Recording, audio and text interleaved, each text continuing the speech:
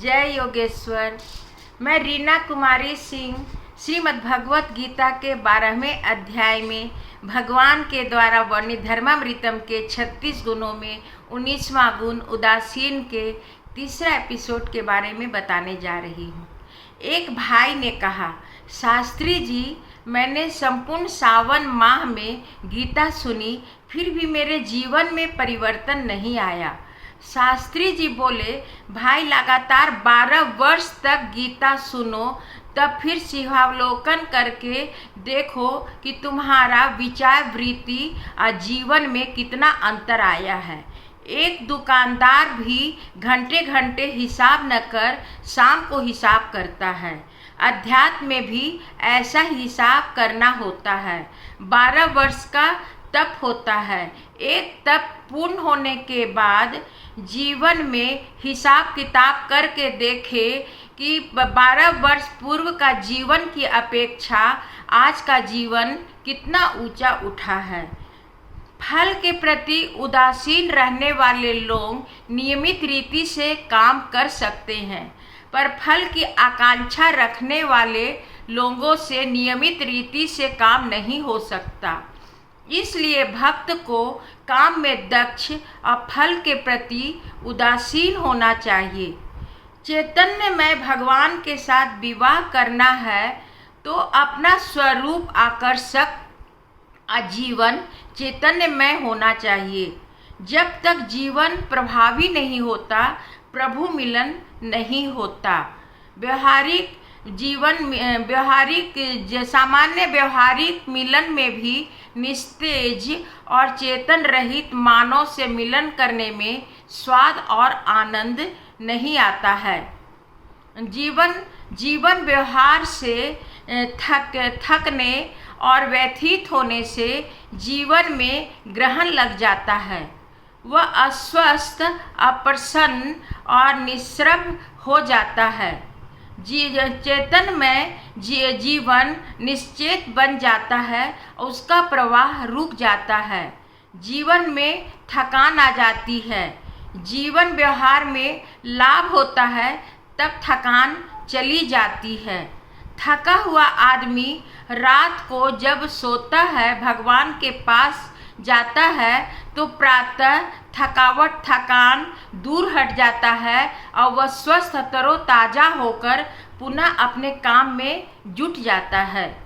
रामायण में वर्णन है कि दिन भर युद्ध में थके और घायल वानर जब शाम को शिविर में जाते थे तो भगवान राम शिविर में घूमते थे।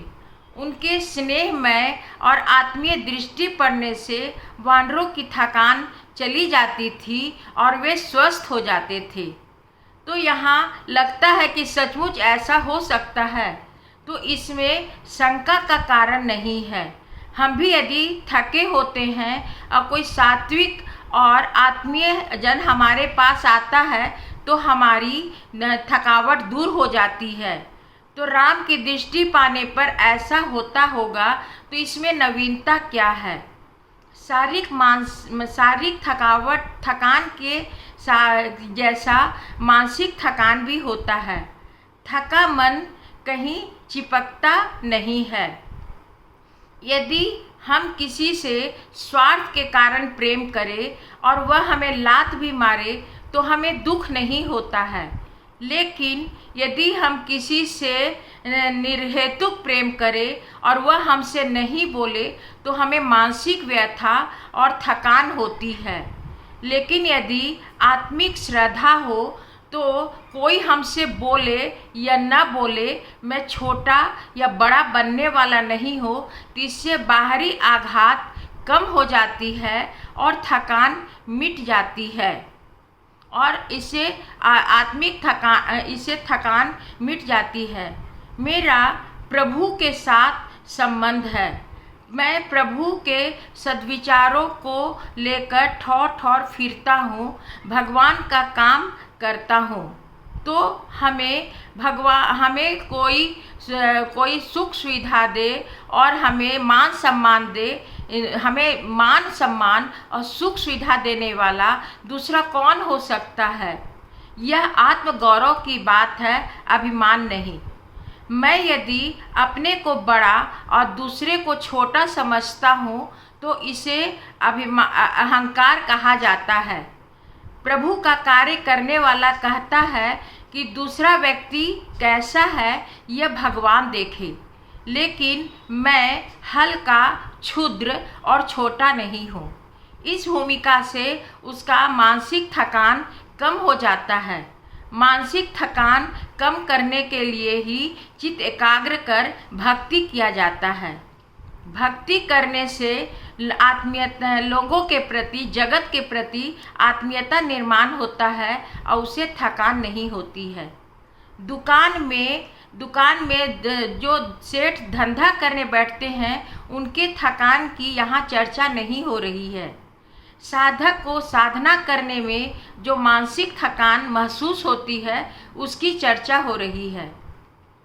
एक रसोइया घर के सभी लोगों के लिए खाना बनाता है तो उसे थकान नहीं होती है, लेकिन घर में यदि 2-4 मेहमान आ जाए तो उसे थकान हो जाती है।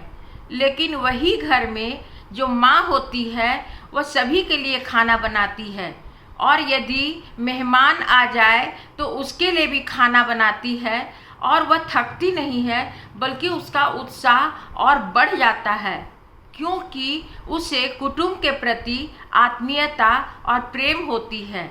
इसी प्रकार यदि साधक जगत के प्रति आत्मीयता निर्माण करे तो उसे थकान नहीं होती है। शारीरिक थकान और मानसिक थकान के जैसा ही बौद्धिक थकान भी होती है।